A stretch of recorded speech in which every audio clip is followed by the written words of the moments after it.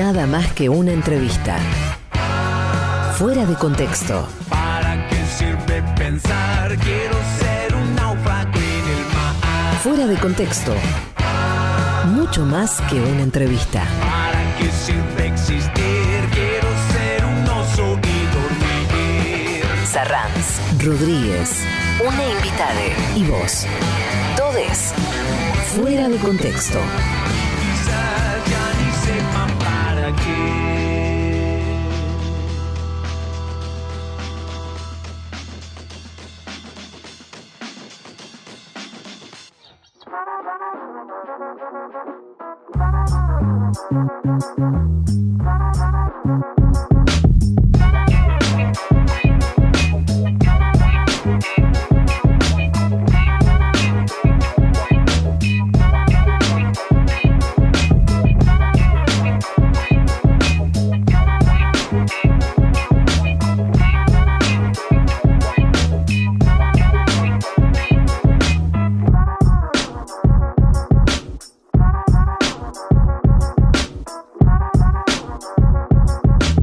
Buenas tardes, un nuevo sábado en Fuera de Contexto en el Destape Radio. Ustedes saben que en este mes de marzo, mes de la memoria, en Fuera de Contexto nos hemos dedicado a entrevistados y entrevistadas que nos ayudan a pensar las políticas de memoria, verdad y justicia en los últimos años en la Argentina. Soy Emanuel Rodríguez, les doy la bienvenida a ustedes y también a mi compañero en esta aventura de todos los sábados, que también se repite los domingos de 14 a 16 en el Destape Radio.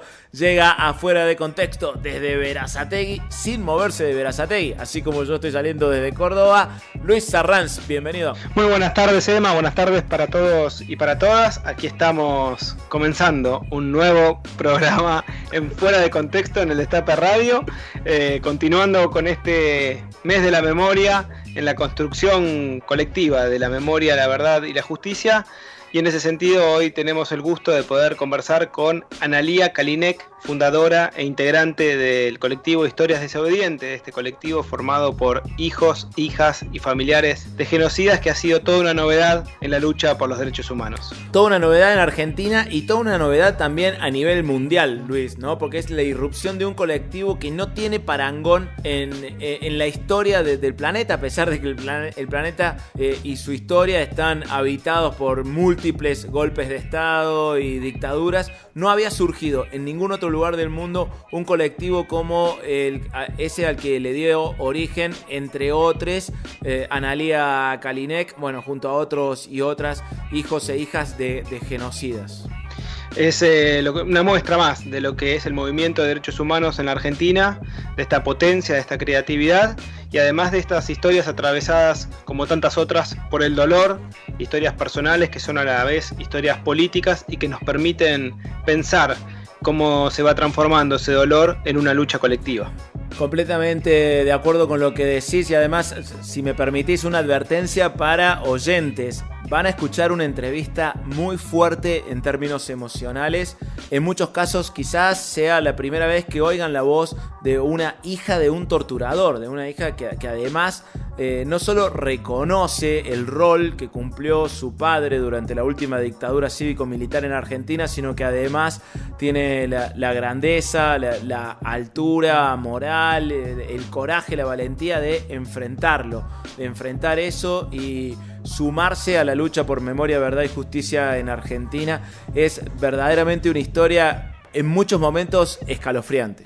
Por eso nos interesa mucho que nos puedan acompañar con el hashtag Fuera de Contexto, para que podamos de esa manera ir también intercambiando y leyendo sus impresiones y sus comentarios respecto de lo que vamos conversando con Analía, que, insisto, es un testimonio personal, pero que habla también de una dimensión colectiva, como lo es todo lo que ocurre en el seno del movimiento de derechos humanos. Les recordamos que los programas anteriores de Fuera de Contexto, los 14 programas anteriores, porque hoy, Luis, felicitaciones, llegamos a los 15 programas aquí en el Destape Radio. ¡Wow! 15 programas. Un montón. Las 15 entrevistas anteriores, las 14 entrevistas anteriores están disponibles en nuestro canal de Spotify. Nos buscan como Fuera de Contexto Radio. Y agradecemos también a la enorme cantidad de gente que nos hace saber que disfrutan de este programa, que valoran este rescate del género de la entrevista extensa, ¿no? De la entrevista que se escapa un poco de la coyuntura y que intentamos, o al menos esa es la apuesta de este programa, darle tiempo al entrevistado para que cuente todo lo que quiera contar. Y me parece que eso ha dado lugar en múltiples ocasiones en Fuera de Contexto a entrevistas inéditas, a escuchar cosas que no habían sido dichas antes. Es una apuesta política y poética, de alguna manera, tratar de interrumpir lo menos posible, de corrernos de escena y que sea el entrevistado o la entrevistada quien tome ese protagonismo y que en estas 2 horas pueda brindarse y brindar un testimonio acorde sin la rapidez de la coyuntura, ¿no? De que impone a veces el ritmo radial. Exactamente, son 2 horas en las que el tiempo parece correr de otra manera y esperamos que lo disfruten tanto como nosotros. Nosotros también obviamente estamos muy agradecidos con la gente que en las redes nos hace saber que nos acompaña usando el hashtag Fuera de Contexto, pero que después también en la semana se van comunicando con nosotros para hacernos saber que disfrutaron, que se emocionaron, que la pasaron bien, que se formaron también, porque muchas de estas entrevistas terminan siendo clases de militancia, ¿no? Escuchar a Eve de Bonafini, por ejemplo, escuchar a Pablo Yonto, bueno, y hoy también se va a dar el caso con Alania Kalinek, así que espero que lo disfruten. Y aquí estamos en el Destape Radio, como todos los sábados, se repite los domingos, y luego también sale la versión escrita en la revista Contraeditorial. Exactamente, contraeditorial.com, allí pueden encontrar cada una de las entrevistas anteriores y en la semana también estará publicada esta entrevista con Analia Kalinek. Así es, si me permitís el chivo, también en contraeditorial.com pueden encontrar todos los Peroncho Delivery que hacemos todos los días, de lunes a viernes, un noticiero que sale por las redes sociales y que también los amigos de Contraeditorial publican todos los días en su página. Bien ahí, bueno, entonces ya saben, con el hashtag Fuera de Contexto nos acompañan, nos leemos y también leemos, crecemos mucho con todos los comentarios, con las sugerencias, incluso con las propuestas de entrevistas, como van surgiendo en el chat de Telegram de oyentes de Fuera de Contexto. Viste que se armó como un chat de Telegram, una cosa hermosa, donde, bueno, van circulando un montón de cosas. No, las cosas que pasan en ese chat, por favor, estamos sumamente agradecidos y emocionados, ya no más con la existencia, pero además de la existencia hay que decir que tiene una participación muy activa, muy intensa. Nos han propuesto futuros entrevistados y futuras entrevistadas, por supuesto, comentan acerca del programa. Bueno, está dando vuelta ahí en las redes el link para entrar al chat de oyentes de Fuera de Contexto en Telegram, esta aplicación de mensajería instantánea. Y ahora, Luis, si te parece, comenzamos con un poquito de música a pedido de nuestra entrevistada de hoy, que pidió especialmente que sonara este tema de Rafael Amor. Un tema que la conmovió en ese proceso que estaba haciendo personal, cuando atravesada por la situación de su padre, por descubrir quién era y esa distancia, y que incluso pudo hablar con Rafael Amor diciéndole que ella sentía que ese tema se lo había escrito para ella. Así es, así que suena aquí en Fuera de Contexto Rafael Amor, y cuando termina el tema comienza la entrevista de este sábado en el Destape Radio. Fuera de Contexto, todo se presta.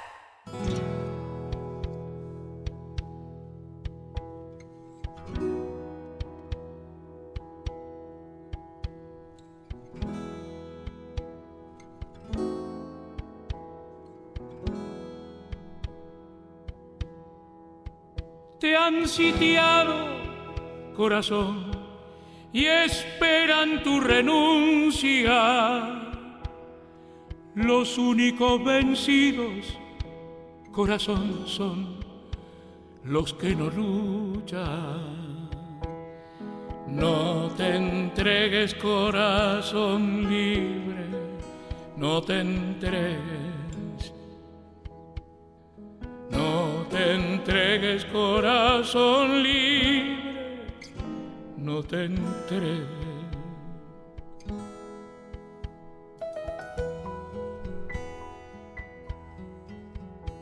No los dejes, corazón, que maten la alegría. Remienda con un sueño, corazón, tus alas malheridas. No te entregues, corazón libre, no te entregues nunca. No te entregues, corazón libre, no te entregues. Y recuerda, corazón, la infancia sin frontera, el tacto de la vida, corazón, carne de primavera. No te entregues, corazón libre, no te entregues. No te entregues, corazón libre, no te entregues.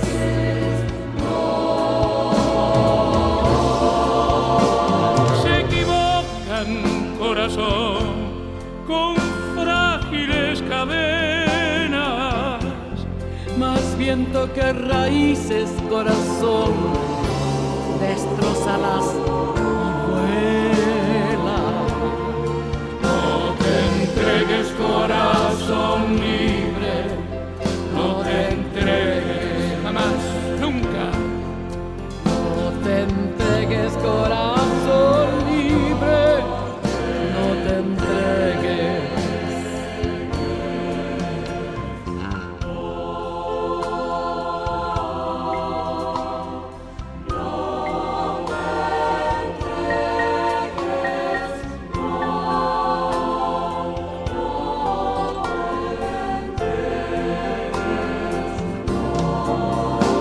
No los oigas, corazón, que sus voces no te aturdan. Serás cómplice y esclavo, corazón, si es que los escuchas. No te entregues, corazón libre, no te entregues, no, nunca. No te entregues, corazón libre, no te entregues. No te entregues, corazón libre, no te entregues.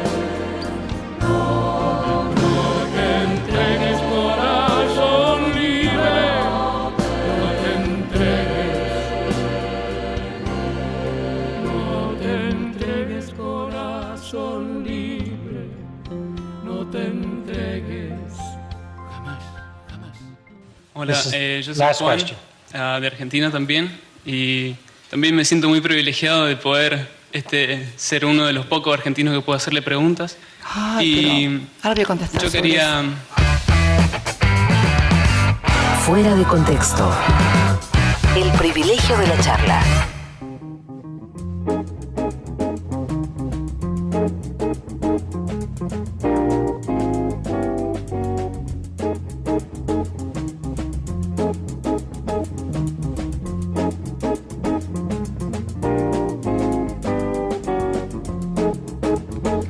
Bueno, llegó el momento de presentar entonces a nuestra entrevistada del día de hoy. Es Analía Kalinek, es psicóloga, docente, es fundadora del colectivo Historias Desobedientes, este colectivo que irrumpió en la lucha de los derechos humanos con una novedad, conformado por hijos e hijas de genocidas, en su caso hija de Eduardo Kalinek, condenado por crímenes de lesa humanidad durante la última dictadura, así que vamos a poder conversar con ellas a partir del aporte de este colectivo a la construcción de la memoria, la verdad y la justicia. Buenas tardes, Analía, mi nombre es Luis Arranz, un gusto y muchísimas gracias por participar en este Fuera de Contexto. Hola Luis, el gusto es mío. Hola Manuel. Hola Analía, muchas gracias por este rato con el Destape Radio. Bueno, la primera pregunta que te queríamos hacer es justamente a partir de la irrupción del colectivo Historias Desobedientes que vos fundaste y que integrás desde su identidad de hijos e hijas de represores que rechazan lo que hicieron sus padres, en esa doble dimensión política y personal, ¿qué ha significado para vos ser hija de un genocida? Y al principio desconcierto, honestamente, y yo siempre digo que la existencia del colectivo tiene que ver con la historia de un país, ¿no? Digamos, yo creo que Historias Desobedientes es la consecuencia de la lucha de tantos años en materia de derechos humanos que como sociedad hicimos, y que no pudo haber surgido un colectivo de esta naturaleza en otro lugar que no sea en Argentina, porque en términos comparativos en ningún otro país se ha dado el avance en materia de derechos humanos que tenemos acá en Argentina, ¿no? Con el juzgamiento a los responsables de los crímenes de lesa humanidad, con tribunales ordinarios, más allá de los años de impunidad que hubo, ¿no? Y que fueron años de ignorancia para mí en mi historia personal, donde yo desconocía totalmente la vinculación de mi padre con estos crímenes tan horribles. Después el advenimiento, digamos, de los juicios, la materialización en políticas públicas de la lucha de tantos años de los organismos durante el gobierno de Néstor Kirchner, es lo que hace que, bueno, que muchos y muchas de los hijos de los genocidas, incluso el colectivo está integrado por nietos y nietas de genocidas, o sea, ya hay una otra generación, sobrinos, sobrinas, se han contactado hasta hermanos de genocidas, que bueno, que entendemos, que hemos hecho conciencia en relación a la gravedad de estos crímenes y que hemos podido posicionarnos en este lugar, ¿no? Que sí, que como vos decís, tiene una doble dimensión, una dimensión política y después una dimensión personal, que tiene que ver con los vínculos más primarios, que tiene que ver con un vínculo filiatorio, en mi caso padre-hija, digamos, donde, bueno, hizo falta trascender, digamos, todos esos mandatos sociales, culturales, religiosos, de todo orden y bien patriarcales, para poder asumir este lugar que, bueno, que hoy nos identifica y es un lugar también de reivindicación y de lucha y donde elegimos también pararnos. Me interesa eso que marcaste ahí, Analía, sobre romper con patrones patriarcales. ¿En qué aspectos te parece que tuviste que enfrentar esa dimensión del patriarcado? Y mirá, empezando por una formación religiosa, ¿no? Yo siempre digo, soy hasta profesora de catequesis, o sea, toda mi trayectoria escolar la hice en escuelas privadas y católicas, desde el Instituto San Ramón Nonnato hasta la Escuela Sagrada Familia, donde terminé mis estudios secundarios, y después me recibí de maestra en el Instituto Obra Conservación de la Fe número 5, los Hermanos Maristas de allá en Lugano. Después entré al CBC, me di cuenta que había gente que no era católica y no entendía nada de la vida, hasta que, bueno, más o menos me puse en órbita con lo que pasaba en el mundo, pero bueno, en ese contexto, digamos, en esa formación católica, lo primero que te enseñan es que tenés que honrar a tu padre y a tu madre, ¿no? Siempre digo, honrar a tu padre está antes que no matar y no mentir, digamos, en lo que son los mandamientos, y que son mandamientos que se trasladan también a la cultura en general, ¿no? Esto de tal palo, tal astilla. Bueno, nosotros después también hemos visto estos mandatos reflejados en la legislación vigente, ¿no? Nosotros como agrupación, una de las primeras acciones políticas concretas que hicimos fue pedir que se modifique el Código Procesal Penal, porque el Código prohíbe que un hijo pueda declarar o testificar en contra de su padre, ¿no? Entonces, estos mandatos que también están trasladados al orden jurídico, que hacen que uno, o sea, que prime tanto el principio de cohesión familiar, que en el caso nuestro, como fue el caso concreto de Pablo Berna, que es un compañero desobediente, que él recibe el testimonio de su propio padre genocida, médico militar, que le admite que él participaba inyectando a las personas que luego eran arrojadas con vida al mar durante lo que se conoce como los vuelos de la muerte, se ve imposibilitado de ir a prestar su testimonio por estos artículos que el Código Procesal Penal impone de que un hijo no puede declarar en contra de su padre. Entonces ahí empezamos a pensar, él lo empieza a pensar en soledad en el año 2013, cuando se acerca a la Secretaría de Derechos Humanos y donde le explican que su testimonio no tiene valor jurídico, él empieza a darse cuenta que hay algo que no está funcionando bien, y cuando se conforma en colectivo ya tenía elaborado en su cabeza este proyecto de ley, y nosotros nos presentamos con esa idea de decir, bueno, nosotros somos parte de la sociedad, estos crímenes que lesionan a la humanidad también nos lesionan a nosotros, y nosotros como parte de la humanidad también queremos venir a hacer nuestro aporte, ya sea testimoniando, ya sea declarando, ya sea denunciando, con lo que nosotros también sabemos. Y es tan grave que te obliguen a declarar siendo un hijo como que te lo prohíban, que en tal caso sea algo facultativo de cada persona poder declarar o no, pero que no nos pueden silenciar no nos pueden callar, y nosotros, quienes así lo deseen, también tienen que poder ser admitido el testimonio en los juicios. Y bueno, y en ese recorrido vamos, pero bueno, Emanuel, en este sentido, fíjate que los mandatos aparecen incluso también en las representaciones sociales. Yo me acuerdo, la vergüenza, ¿no? Aparece como un común denominador dentro del colectivo, la vergüenza de saberte hija de un genocida, ¿no? La vergüenza de saberte hija de un represor. Entonces, esto viene vinculado con estas lógicas de familia, de lealtades familiares, donde indefectiblemente en el imaginario social aparecíamos vinculados al pensamiento genocida de nuestros padres, ¿no? Con esta lógica era, al interior de tu familia sos una traidora, una mala hija, una desagradecida, y después en sociedad sos señalada por ser la hija de. Bueno, Historia de Desobedientes viene como a romper con esto, viene a contrapelo de todos estos mandatos, con un movimiento de base, digamos, con una base bastante firme en cuanto a derechos humanos y también en cuanto al movimiento feminista que nos atraviesa y que también nos da una plataforma estable para donde también saltar con todos estos contrasentidos que sí tienen sentido dentro de la lógica feminista. Qué fuerte y qué interesante esta historia de la desobediencia de alguna manera, implica una serie de rupturas y seguramente ahora nos vamos a detener en este aporte concreto al proceso de memoria y verdad y justicia que implica que los hijos de genocidas puedan declarar y que su testimonio sea tomado como tal. Pero en tu caso supongo que fue un proceso, no un momento particular, pero ¿cómo fue ese devenir respecto a la relación con tu papá? Bueno, largo y doloroso, si lo tengo que describir en pocas palabras. Esto fue en el año 2005, yo tenía 24, 25 años, hacía poquito me había casado y tenía mi primer hijo, que ahora tiene 17 y mide 1,80 m, en ese momento tenía 1 añito y medio, y me llama por teléfono mi mamá y me dice, mira, no te asustes, pero papá está preso. 31 de agosto del 2005. Bueno, eso y no entender nada era lo mismo, ¿no? ¿Cómo preso? Me dice, no, bueno, no te preocupes, son cuestiones políticas, ahora hay un gobierno zurdo, me dice mi mamá, y empieza a usar esa terminología que en mi casa no era común.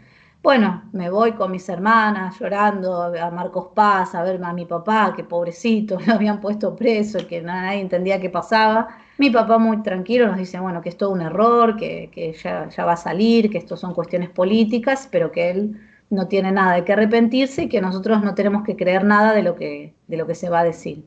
Bueno, y ahí iba la hija obediente acatando los mandatos del padre, un padre, por cierto, muy querido, ¿no? Y muy respetado, un papá muy protector, un papá muy amoroso. Entonces, bueno, nada, yéndolo a visitar religiosamente, digamos, a la cárcel y no salía, ¿no? Pasaba los años y mi papá seguía preso.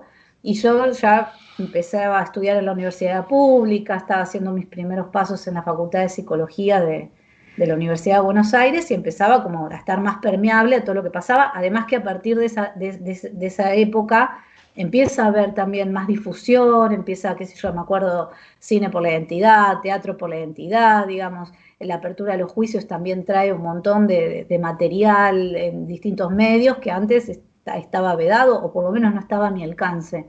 Y bueno, en ese marco pasan los años y en el año 2008 la causa es elevada a juicio oral y yo accedo a lo que se conoce como el auto de elevación a juicios, ¿no? En el juzgado de Daniel Rafecas, que me lo pasa una de mis hermanas. Bueno, ahí lo leo esperando encontrar que mi papá, o sea, me acuerdo frente a la pantalla deseando que no aparezca el nombre de mi papá, ¿no? Y bueno, y el nombre de mi papá aparece nombrado por sobrevivientes y aparece también ubicado concretamente en la sala de torturas, ¿no? Entonces, bueno, lo recuerdo como una época muy dura, muy, muy oscura, muy triste, de llorar mucho, ¿no? Yo estaba transitando mi segundo embarazo de mi segundo hijo, entonces era como encontrarme de repente frente a la evidencia y frente a la verdad incontrastable, ¿no? Entonces, no obstante eso, decir, bueno, no, pero yo quiero que mi papá me lo explique porque acá tiene que haber un error y bueno, ir a la cárcel y decirle, bueno, pero papá, vos estuviste, le digo, acá. Y bueno, y ahí en esa última charla, que yo no sabía que iba a ser la última que tengo con mi papá en muchos años, él intenta justificarse, ¿no? Entonces él me termina corroborando lo que a mí tanto me costaba aceptar, ¿no? en su intento de justificarse, él me reconoce que él sí participaba en los grupos de tarea, que él iba y secuestraba a las personas. Él me dice que él las investigaba antes de ir a buscarlas, porque yo le digo, pero le digo, eran estudiantes, adolescentes, algunos. Y me dice, no, yo sabía muy bien a quiénes iba a buscar porque yo los investigaba. Y cada cosa que me hacía era peor, ¿no? Entonces decía, pero torturaban gente, le digo. Me dice, no, bueno, pero vos pensás que si ponen una bomba y vos sabés que va a matar a muchas personas, vos tenés que ver la forma de...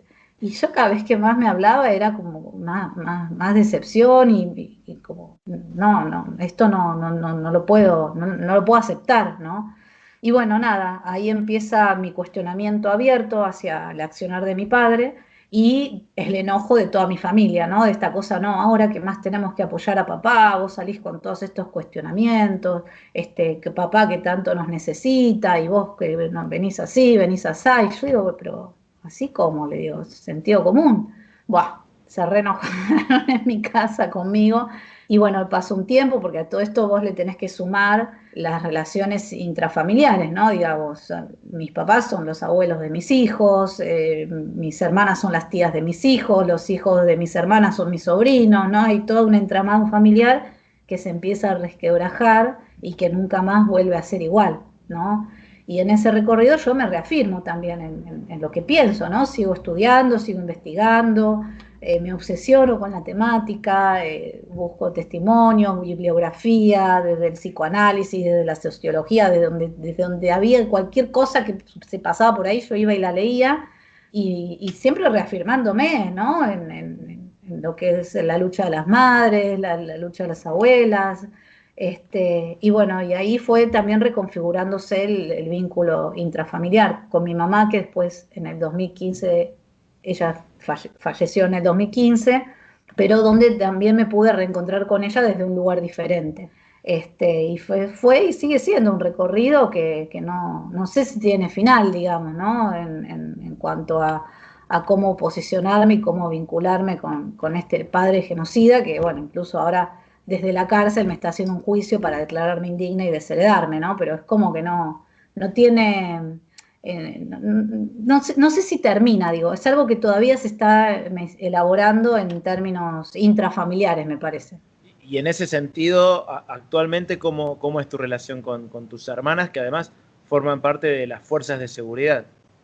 Claro, en realidad nosotras somos 4 hermanas mujeres. Las 4 seguiditas nacimos en dictadura, o sea, estamos dentro de la misma franja etaria, ¿no? La más grande que nace en el 77, yo en el 79, la que me sigue nace en el 80 y en el 82. O sea, esto lo cuento en términos anecdóticos, pero porque hace a un contexto en el que crecimos todas juntas, digamos, ¿no?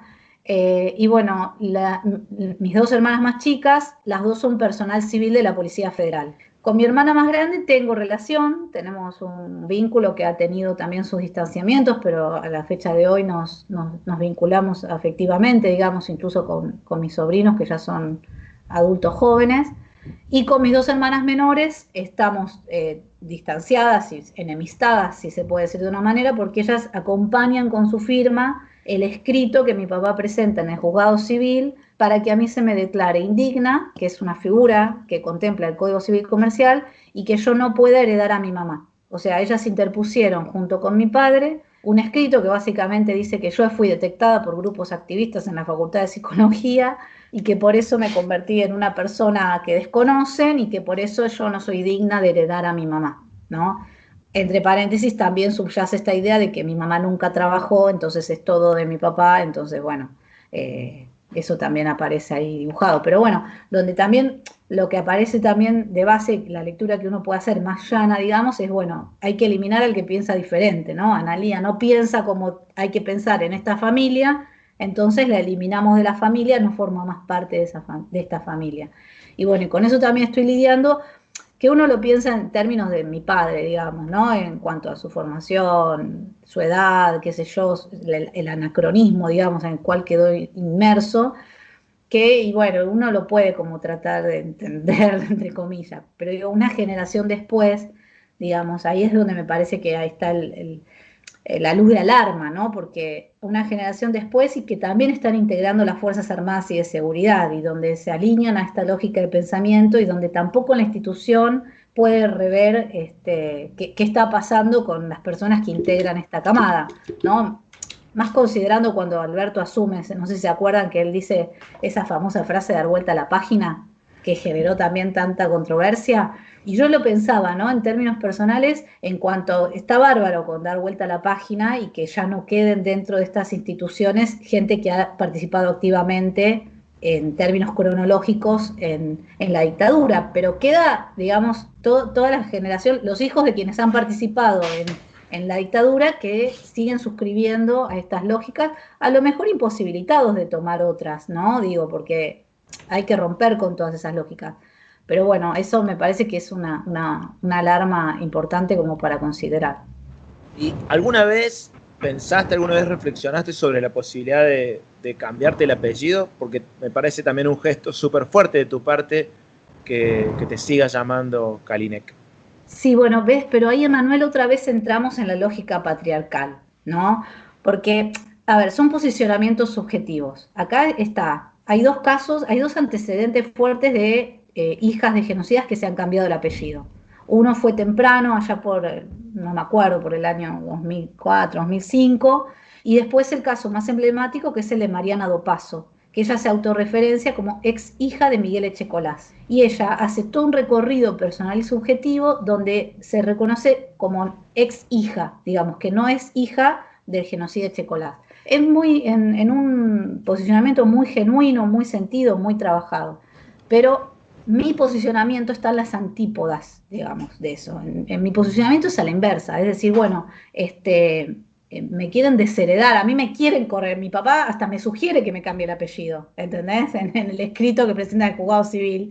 Y yo digo, no, cambiátelo vos el apellido. O sea, si vos sos el que deshonró la familia, es mi apellido también. Y es como también una forma de decir, bueno, yo me hago cargo de esta historia, yo también me posiciono en este lugar de hija. Yo soy tu hija que te viene a cuestionar lo que estás haciendo. Correrme yo de ese lugar, para mí significaría un retroceso. O sea, yo quiero pararme en el lugar de hija, yo quiero seguir reconociéndome su hija y desde ese lugar hacer algo diferente y desde ese lugar que también es un lugar político que yo asumo, ¿no? Hija de un genocida. Por eso también nos referenciamos así en Historias Desobedientes, ¿no? Digamos, somos familiares de los genocidas, es el lugar que nos tocó, es el lugar que asumimos y de ese lugar de enunciación nosotros salimos con una voz política, con una voz pública y con una voz que no tiene también poco precedente, digamos, pero también es un posicionamiento político que nosotros asumimos. Es decir, bueno, somos los hijos de los genocidas y desobedecemos los mandatos que nos quieren imponer, ¿no? En esa lógica y en ese posicionamiento también personal y subjetivo es donde yo me posiciono. Nada más que una entrevista.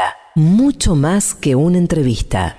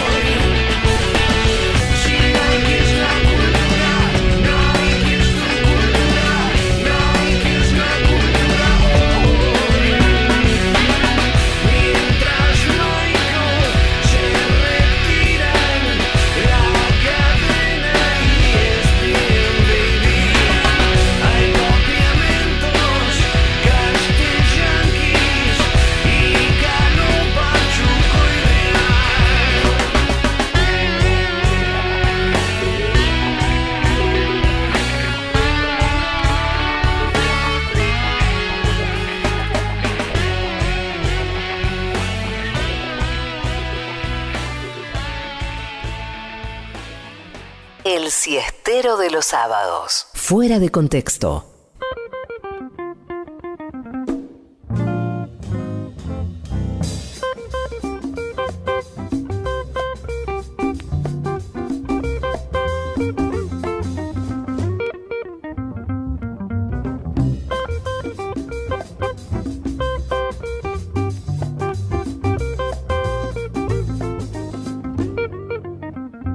Seguimos en Fuera de Contexto en el Destape Radio. Muchísimas gracias a la gente que está usando el hashtag Fuera de Contexto. Cada vez más grande la comunidad, cada vez más grande el chat de oyentes en Telegram. Estamos más que felices con la cantidad y la calidad de oyentes que hemos ganado en estos 15 programas en el Destape Radio. Luis, ¿cómo la venís viviendo a este asunto de que haya tanta gente escuchándonos? Uy, con mucho vértigo, con mucho entusiasmo también, leyendo cada uno de esos mensajes y bueno, intentando que eso fortalezca el intercambio, el ida y vuelta que propone el programa. Tenemos que agradecer porque además de los oyentes, quienes hacen posible Fuera de Contexto son compañeros y compañeras que nos dan una mano para sostener el proyecto de programa de pura entrevista aquí los sábados y con repetición los domingos en el Destape. En ese sentido tenemos que agradecer a los compañeros y compañeras de Hospica, la obra social del personal de la industria del cuero y afines, que pertenece a la Federación Argentina de Trabajadores de la Industria del Cuero y Afines, y que además hay que agradecerles porque nos ayudan a hacer el programa, por supuesto, pero también por el enorme trabajo que están haciendo acompañando a la campaña de preinscripción a la vacunación contra COVID-19 Buenos Aires Vacunate. Ustedes saben que Hospica ha colocado puntos de información y preinscripción en varias localidades de la provincia de Buenos Aires, como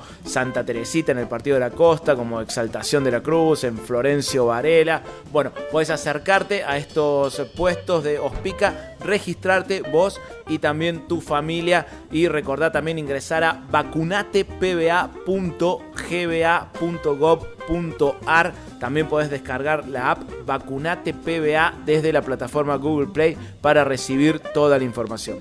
Hospica nos pide que sigamos cuidándonos por vos, por tu familia, por todos y por todas. Vacunate. Hospica, la obra social del personal de la industria del cuero y afines, a quienes les agradecemos el aporte y esta campaña de vacunación en la que participa activamente, y aprovechamos también para saludar y felicitar al compañero Walter Correa, que se suma a la lista del PJ bonaerense, ¿no? Así es, acaba de firmó esta semana para integrar la nueva conducción del PJ bonaerense, acompañando a Máximo Kirchner en la conducción, por supuesto. Walter Correa será consejero de la rama sindical en el Partido Justicialista. Felicitaciones y un brindis con Walter, por supuesto.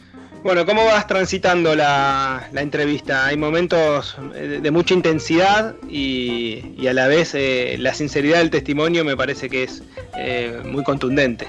Creo que hay una fuerza, hay una potencia en la autenticidad de ese testimonio, y que además es toda una novedad, porque convengamos en que tanto vos como yo somos contemporáneos a Analía. Nacimos más o menos en los mismos años, los tres nacimos en dictadura, y qué diferentes han sido esas experiencias, qué diferentes las tres experiencias de vida, y mirá el lugar en donde nos venimos a reunir, ¿no? Nos reunimos, si este 24 se pudiera marchar, nos reuniríamos ahí. Este es el lugar de la lucha por memoria, verdad y justicia. Es el lugar en el que reúne experiencias de vida tan diferentes, y al mismo tiempo por motivos por los que vamos ahí conversando y que nos vamos sorprendiendo, con muchos puntos en común. Totalmente, tiene tal dimensión la lucha por los derechos humanos en Argentina contra el genocidio, que a diferencia de cualquier otro lugar en el mundo, hasta los propios hijos e hijas repudian a sus padres genocidas, ¿no? Y también reconocer, como contaba Analía, la potencia de la lucha social, ¿no? Porque están los organismos, por supuesto, pero también hay un pueblo muy activo en esta lucha por memoria, verdad y justicia, que se movilizó masivamente ante este intento del 2x1, que termina siendo esa marcha el escenario donde, como contaba Analía, se juntan los hijos e hijas de genocidas, ¿no? Te termina siendo un escenario de reunión, un escenario en el que habilita esto absolutamente nuevo para Argentina y para el resto del mundo, que es un colectivo de hijos e hijas de genocidas luchando por la memoria, la verdad y la justicia. En unos minutitos vamos a continuar entonces la conversación, la entrevista con Analía Kalinek. Recuerden que nos acompañan e intercambiamos mensajes a través del hashtag Fuera de Contexto. Vos también, Pazman, vos también la tenés adentro. Fuera de Contexto, el golazo del sábado.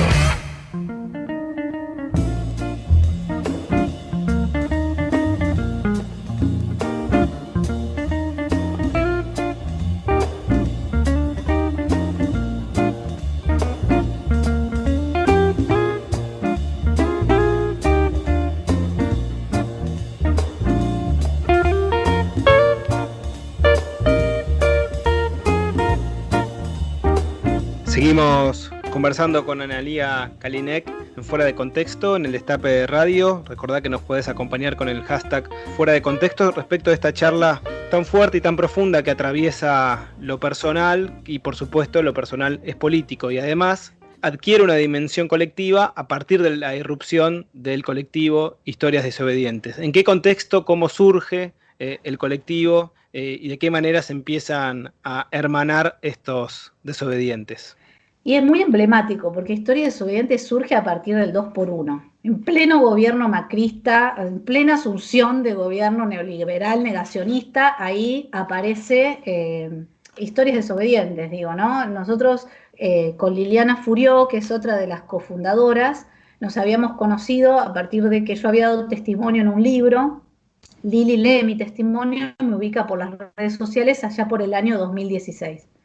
En el año 2017, en marzo, la famosa y recordada Marcha de los Pañuelos, fue en marzo, fue el 10 de marzo, bueno, ahí chequéenlo después, en marzo del 2017, el 10 de marzo, no, marzo, abril, mayo, de mayo, en mayo del 2017, a partir del 2x1, del intento del 2x1 que le venía a dar impunidad a los genocidas, no sé si se acuerdan, bueno, era un fallo que lo habilitaba que se computen por 2 cada año que habían estado los condenados por crímenes de lesa humanidad en prisión preventiva. Bueno, era un fallo que en el caso de mi padre habilitaba que ya se dé por cumplida su sentencia a cadena perpetua y que pueda salir, cuando ya no llevaba ni 10 años preso. Bueno, esto generó obviamente toda la reacción de todos los organismos de derechos humanos y de toda la sociedad en general, porque fue impresionante la convocatoria que hubo, y en esa marcha vamos con Lili juntas a la plaza. Al otro día sale la nota de Mariana Dopazo, titulada Marché contra mi padre genocida, que la recordarán en la revista Anfibia, y yo la llamo por teléfono a Lili y le digo, Lili, somos 3, le digo, hay que ir a buscar a esta chica, le digo, lee la nota, le digo, le pasa igual que a nosotras. Aparece el tema de la vergüenza, aparece el tema del repudio, digamos, hacia el padre genocida. Aparece, bueno, esta cosa del cambio de apellido también como un hecho político importante y trascendental. Y bueno, está la repercusión mediática que tiene la nota de Mariana, que empiezan las redes a ver un montón de comentarios de otros hijos, de otras hijas, incluso de nietos y nietas de genocidas. ¿Qué hacemos con Lili? Lo empezamos a cliquear a cada uno de estos que encontrábamos y le empezamos a mandar mensaje por privado. Así el 25 de mayo, o sea, 2 semanas después, ya éramos 6 que nos encontramos. Éramos 5 hijas y un hijo de genocida, y ahí fundamos lo que hoy se conoce como Historias Desobedientes. Armamos la página en Facebook, algunos medios empiezan a registrar este encuentro y sale publicado en algunos diarios, y al otro día nos levantamos y teníamos más de 10.000 seguidores en Facebook, ¿no? Y entre toda la catarata de mensajes que empezamos a recibir, empezaron a contactarse otros hijos. Ahí se contacta Pablo Berna, Viviana Reibaldi, bueno, otros referentes importantes que hoy tiene el movimiento. Y bueno, y como primera acción política, además de referenciarnos como Historias Desobedientes, en ese momento éramos hijas e hijos de genocidas por la memoria, la verdad y la justicia, que también utilizamos la palabra genocida, digamos, ahí tuvimos un debate entre represor y genocida, en plena represión macrista a los jubilados y a los docentes. Nosotros ubicábamos que represores seguía habiendo en este momento, pero bueno, genocida tenía toda una connotación política e ideológica, entonces decidimos poner ese término en la bandera, y como primera acción política decidimos marchar al próximo 3 de junio, que era el y bueno, entendiendo también el atravesamiento del cual nosotros veníamos con lógicas exacerbadamente patriarcales al interior de nuestras familias. Y ya para el 18 de junio pactamos una segunda reunión, ya éramos más de 30, y ponemos como fecha un domingo y no nos dimos cuenta que era el Día del Padre. Esto creo que te lo comenté en algún momento. Armamos un grupo de WhatsApp y le pusimos ahí como, bueno, el domingo 10 de junio, bárbaro, todos bien, sí, dale, un domingo, qué sé yo, y alguien dice, che, es el Día del Padre. Y bueno, y a partir de ahí empezó a crecer Historia Desobediente, nos empezamos a organizar, a armar un estatuto, modo de funcionamiento interno, y cómo nos organizamos, y qué sé yo, qué sé cuánto, y empezamos a tener los primeros contactos de familiares de genocidas de Chile. Se empieza a acercar, primero se acerca Pepe, después se acerca Vito, que Pepe la conocía, qué sé yo, y empiezan a formar parte de Historias Desobedientes, familiares de genocidas de Chile, con la historia particular de Chile, ¿no? Con algunos padres impunes, algunos muy pocos condenados. Hoy Historias Desobedientes Chile ya es una organización autónoma con su propia lógica, y ya se ha fundado incluso una Historias Desobedientes Brasil con familiares de genocidas de Brasil.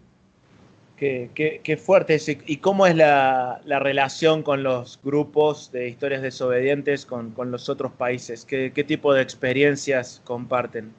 Y tenemos una Historia Desobedientes Internacional, que es un grupo donde nos juntamos una vez al mes y donde, bueno, empezamos como a socializar estos modos de funcionamiento, ¿no? Bueno, a ver cómo hicimos en Argentina para organizarnos, que somos como la institución mamá, digamos, ¿no? Porque surge de acá.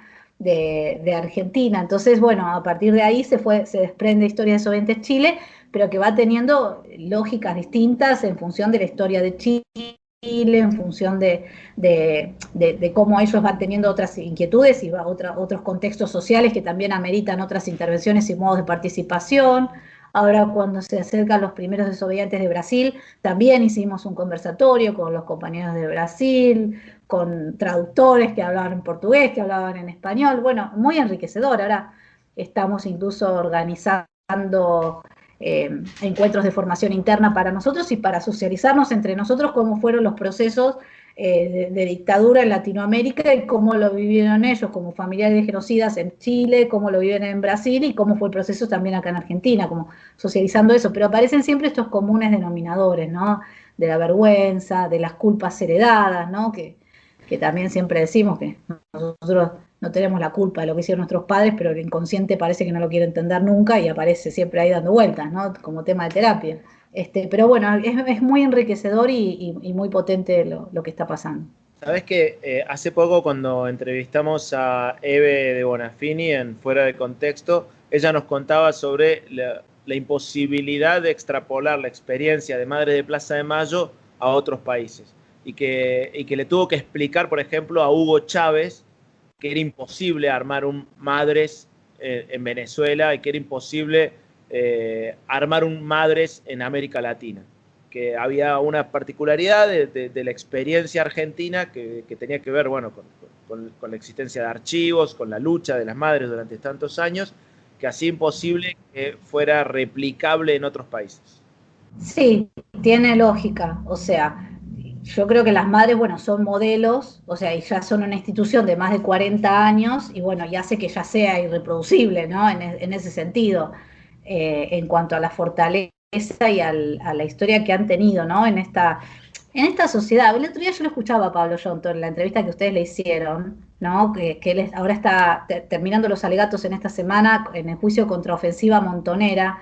Y digo, hay una naturaleza especial en la idiosincrasia argentina. Digo, acá la dictadura duró menos años, ¿no? Esto lo decía Pablo, no estoy diciendo nada original. Pero hay una naturaleza distinta en cómo nos configuramos como sociedad, en cómo salimos a la calle, en cómo reivindicamos a lo mejor nuestras luchas, que hace que, bueno, que acá la dictadura haya durado menos, que la lucha, que hayamos tenido juicio a las juntas tempranamente, que durante los años de impunidad nunca haya claudicado, digamos, también esa lucha, y que, bueno, hoy podamos tener a nuestras madres y a nuestras abuelas como orgullo, digamos, nacional, y donde también esa lucha, bueno, ha dado un montón de otros frutos en cuanto al esclarecimiento de la verdad, en cuanto a la restitución de los nietos apropiados, en cuanto al equipo argentino de antropología forense, digo, un montón de instituciones y cosas materiales, digamos, que se han logrado. Yo creo que Historias Desobedientes se inscribe, digamos, en ese recorrido, ¿no? Es como un eslabón más, digamos, en cuanto a las conquistas que como sociedad hemos hecho, como un emergente social que no pudo haber surgido en otro lugar que no sea acá. Y que distingue sin duda a nuestro país, digamos, en esta lucha por los derechos humanos, porque también esta es una novedad, que los propios hijos de los genocidas y de los represores estén abdicando de sus padres y surgiendo colectivamente. En ese sentido, hace unos minutos nos contabas esta imposibilidad que nuestra legislación tiene respecto a que los familiares directos declaren en contra de su propia familia. ¿En qué situación está eso? Ustedes, bueno, contaban a través del proyecto de Pablo Berna en una propuesta y en una modificación para que sí se puedan tomar sus declaraciones en los juicios de lesa humanidad. Bueno, sí, ese proyecto fue presentado en noviembre del 2017, caducó, digamos, el tiempo para que sea girado a comisiones, qué sé yo, y se volvió a presentar. Lo cierto es que no ha sido tratado, digamos, en comisiones, no obstante lo cual ya tenemos varios antecedentes de hijos de genocidas que han podido testificar en juicio. En otros contextos, por ejemplo, Pablo Berna es un antecedente emblemático porque en el juicio contra Ofensiva Montonera él prestó su declaración. ¿Cuál es la circunstancia? Que el padre no era uno de los imputados en ese juicio. Entonces, aún hubo oposición de uno de los 3 jueces, los otros 2 lo admitieron, pero este juez alegaba ese artículo. Claro. Lo que sucedió es que como el padre no era uno de los imputados en el juicio, no había elementos como para negarle la declaración, entonces Pablo declaró y en su declaración obviamente lo imputó al padre. Ahora vamos a ver en la sentencia, cuando el juicio se resuelva, si va a recoger el guante de alguna manera y va a generar alguna consecuencia esta declaración de Pablo, pero ya por sí como acto político marca un precedente. Después hay otros también que han declarado en juicio con la salvedad de que los padres o los familiares ya estaban fallecidos. Entonces prestaron su testimonio y hay otros que están programados. Y después hay otra acción política muy potente que hemos hecho como colectivo y que también tiene que ver con poder declarar, que fue en febrero del 2020, unos minutos antes de que haya pandemia, le otorgaron las salidas transitorias a mi papá. Le otorgaron las salidas transitorias a mi papá y esto generó un malestar y un movimiento muy fuerte dentro de los organismos de derechos humanos, incluso dentro de la querella, que deriva en una audiencia que se celebra el 19 de febrero del 2020. Me acuerdo porque justo era el cumpleaños de mi hijo, no por otra cosa. Entonces, ese 19 de febrero del 2020, cuando se celebra esa audiencia pública para rever el tema de las salidas transitorias que le van a otorgar a mi padre, nosotros como agrupación, nos presentamos con la figura de amigo del tribunal, que es una figura legal. Y el tribunal nos acepta. El tribunal acepta tomar la opinión de Historias Desobedientes acerca de las salidas transitorias del condenado a cadena perpetua Eduardo Emilio Kalinek, entre paréntesis mi padre. Llevamos nuestra argumentación jurídica y llevamos también mi testimonio. O sea, en el medio de la audiencia yo declaro, digamos, y le digo a los jueces, le digo, si tiene algún valor político, social o humano, también declaro como hija de Eduardo Kalinek. ¿Y qué vengo a decir? Que no le pueden otorgar las salidas transitorias. Es más, le llevo la demanda que mi papá me está haciendo en el fuero civil y le digo al tribunal, le digo, miren, este hombre que usted le quiere otorgar salidas transitorias, alegando una reinserción social y familiar, porque ese es el argumento para otorgar este beneficio, está haciéndome un juicio a mí, a su hija, para declararme indigna y desheredarme, y yo los invito a que lean los argumentos que les esgrime en este escrito, para que ustedes vean la dimensión, digamos, de lo que pasa por la mente de este ser humano, que circunstancialmente es mi padre. Bueno, además de que habló la Fiscalía y habló Pablo Berna también como abogado de Historias Desobedientes, y que presté mi testimonio, también prestaron su testimonio 2 víctimas directas de mi padre, ¿no? En ese marco. Y bueno, finalmente le niegan las salidas transitorias, pero hubo que hacer todo un movimiento y toda una serie de argumentaciones que también nos pone a discutir como sociedad qué pasa hoy con el tema de la ejecución de las penas en crímenes de lesa humanidad, que es una discusión que no tiene precedentes, porque en ningún otro país se ha dado un juzgamiento y se ha llegado a una instancia tan avanzada de ejecución de las penas. Y acá es donde me viene a la mente, el año pasado, creo que también en el Destape, en el programa de Ari, más o menos para esta época, no sé si se acuerdan que Horacio Piedragala presentó un proyecto de ley para penalizar el negacionismo. Sí. Y a mí, en una entrevista, Ari me pregunta qué opino yo de ese proyecto de ley, y yo me quedo medio pedaleando porque no tenía todavía una opinión formada, ¿viste?, acerca de poder penalizar las frases negacionistas o los dichos negacionistas. Bueno, tal es así que yo actualmente estoy estudiando Derecho, ya estoy cursando la mitad de la carrera de Derecho en la Universidad de Buenos Aires, y el año pasado cursé Derecho Penal, que es una materia anual, y mi trabajo final lo hice acerca de la ejecución de las penas en los crímenes de lesa humanidad, como para seguir elaborando un poco todo esto, temas que a uno se le ocurren en la vida. Y ahí yo empiezo como a leer a Daniel Feresten, que es un sociólogo que también teorizó mucho sobre genocidio, a leer sobre negacionismo, a profundizar un poco, y ahí yo tomo también lo que había pasado en esta audiencia, donde a mi padre le niegan las salidas transitorias y donde uno de los argumentos es la falta de arrepentimiento, ¿no? Digo, porque en el caso de mi padre, o de tantos otros condenados, juzgados y condenados con sentencia firme, con crímenes de lesa humanidad, hay un saber que la sociedad tiene acerca de los crímenes que cometieron. Entonces, la negación de esos crímenes, que Daniel Feresten le incorpora como parte del genocidio, digamos. El genocidio implica negar el genocidio. La práctica genocida y las consecuencias sociales que después trae el genocidio como práctica social, dentro de la matriz teórica que elabora Daniel Feresten, incluye que después se nieguen esos crímenes, ¿no? No solamente te desaparezco, te mato, te robo tus hijos, qué sé yo, sino que después lo niego que hago todo eso. Entonces, en ese sentido, me parece que sí hay un reproche que se puede hacer jurídico frente a una persona que ha cometido crímenes, que todos sabemos que están probados, que están sentenciados con sentencia firme y que sigue sin aportar datos sensibles que podrían ayudar a restituir a los bebés apropiados o incluso a saber qué pasó con los 30.000 y las 30.000 compañeras que todavía estamos buscando, que no sabemos su destino. Entonces, me parece que ahí hay algo para pensar y para argumentar en torno a estas personas que han generado un daño terrible, que están cumpliendo condena por eso, pero que el daño no caducó y que lo siguen generando y siguen eligiendo guardar silencio con todas las consecuencias que eso trae. Entonces, bueno, por ese lado vengo elaborando algunas ideas. Mencionabas esa audiencia en la que el colectivo se presentó como amicus curiae.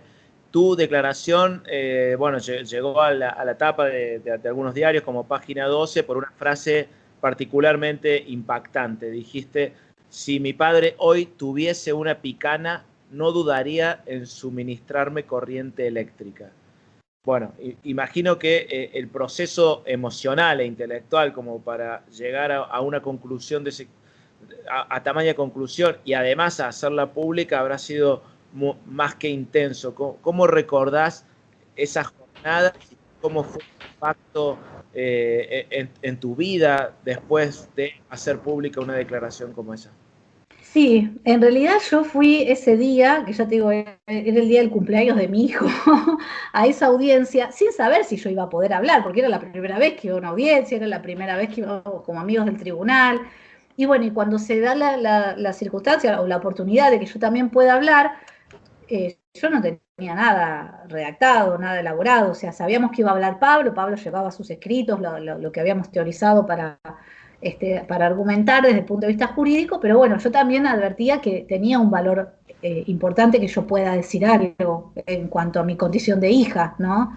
Entonces, en ese marco, en una locución cortita, no duró ni 10 minutos, digamos, lo que yo dije, pero donde yo esta frase la pronuncio en el marco de esta argumentación que yo les contaba antes, digo, en el marco de decir, yo digo esto porque tengo pruebas, y la prueba es el juicio que él ahora me está haciendo para declararme indigna, donde básicamente subyace esta idea de que hay que eliminar al que piensa diferente, ¿no? Entonces, en ese marco, yo no tengo dudas de que si estuviésemos en una dictadura, que si mi padre tuviese una picana, digamos, él ya me ubicó del lado del enemigo, ¿no? Él redacta, escribe y firma que yo fui detectada por grupos activistas en la Facultad de Psicología, y ya está probado lo que él hacía con los grupos activistas y con las personas que militaban en ese marco. Entonces, en esa disociación que yo a veces intento hacer de mi padre, de lo que es mi padre y lo que es el genocida, a mí no me quedan dudas ya de que es la misma persona, digamos, y por otro lado de que él lo piensa de esa manera,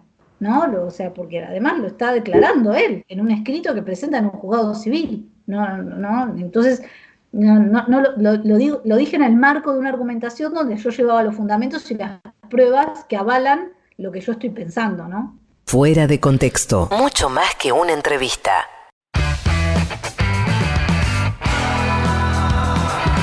Nada más que una entrevista. Fuera de contexto. ¿Para qué sirve pensar? Quiero ser un náufrago en el mar. Fuera de contexto. Mucho más que una entrevista. ¿Para qué sirve existir? Quiero ser un oso y dormir. Sarranz, Rodríguez, una invitada y vos. Todes. Fuera de contexto. Quizás ya ni sepan para qué.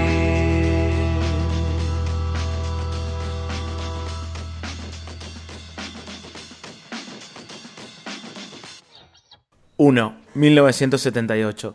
Nací el 10 de septiembre. Según mi madre, en la habitación de la clínica Sucre donde ella esperaba mi parto, había también 6 soldados. Los 6 apuntaban con un arma a otra parturienta, una mujer de cuyo nombre ni destino jamás supimos más nada. Si es cierto que el humor es tragedia más tiempo, ¿cómo puede un humorista reírse de esa escena trágica? Tengo una intuición. Hay que ubicar al débil y reírse de su debilidad y de su impotencia. ¿Quién es el débil en esa escena? El Estado. Los 6 soldados que necesitaban de 6 armas para controlar, reprimir, contener el poder de una mujer a punto de parir. ¿Qué clase de persona apunta con un arma a una parturienta? Hay que reírse de ellos, de su ridícula pretensión criminal. El humor no repara el horror, pero algo de eso hay. 2. 2014. En una función de Montonerísima, Vicky Grigera nos hace reír de su orfandad, de cómo es ser hija de desaparecidos. Al principio las risas son incómodas. Nos vamos dando cuenta de algo. Es la primera vez en casi 4 décadas, la primera vez de nuestras vidas, en que nos reímos de los hijos de los desaparecidos. La incomodidad da paso a otras sensaciones. Nos reímos para celebrar que Vicky está viva, que a esa batalla la ganó y que nos hace parte de esa victoria. Quien recibe un nombre, recibe un destino. Victoria. El humor no gana guerras, pero algo de eso hay. Este es un fragmento del texto Algo de eso hay, que forma parte del libro No nos han vencido, que acaba de ser publicado por Marea Editorial y que es una compilación de Luis Sarranz.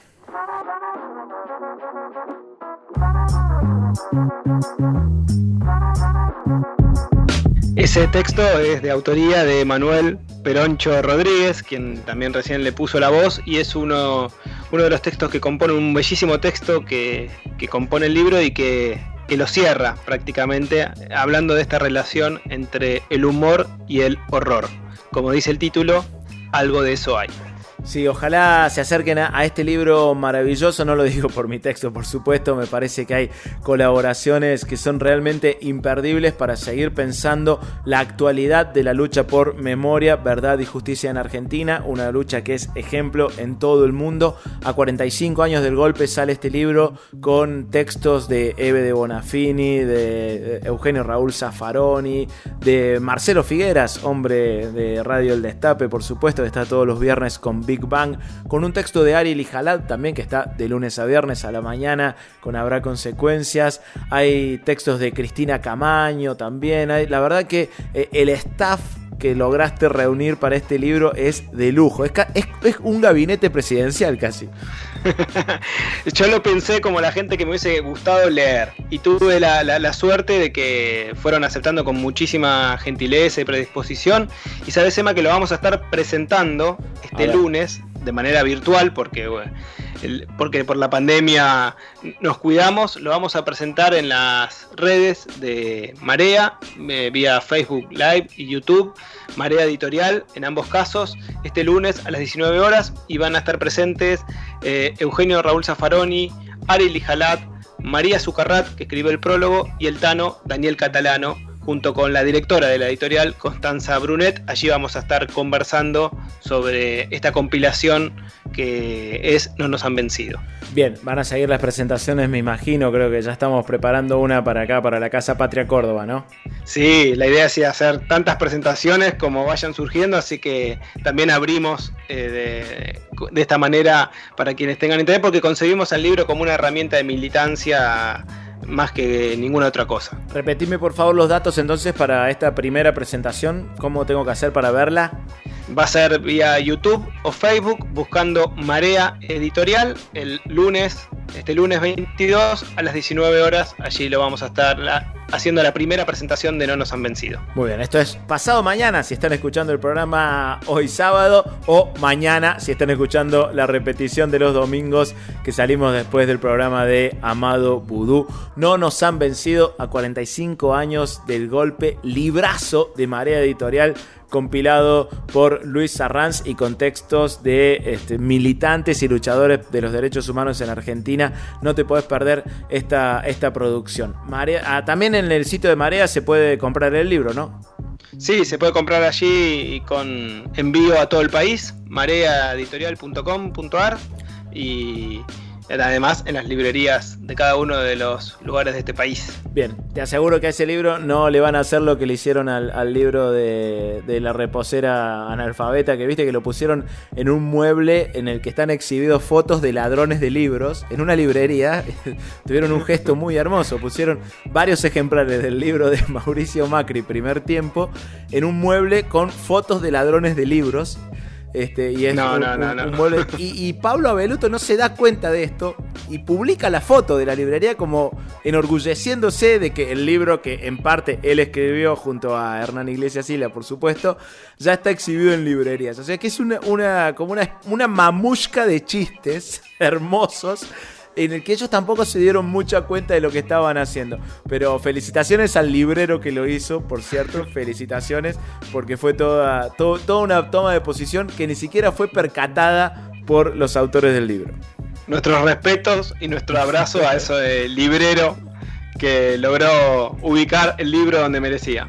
Absolutamente. Seguimos en Fuera de Contexto. Estamos conversando con Analía Kalinek, una de las fundadoras del colectivo Historias Desobedientes, que por cierto también han publicado 2 libros que se consiguen en las librerías. Así que si todos están de acuerdo, seguimos con la entrevista. Logramos lograr ese logro. Fuera de Contexto, un programa muy logrado.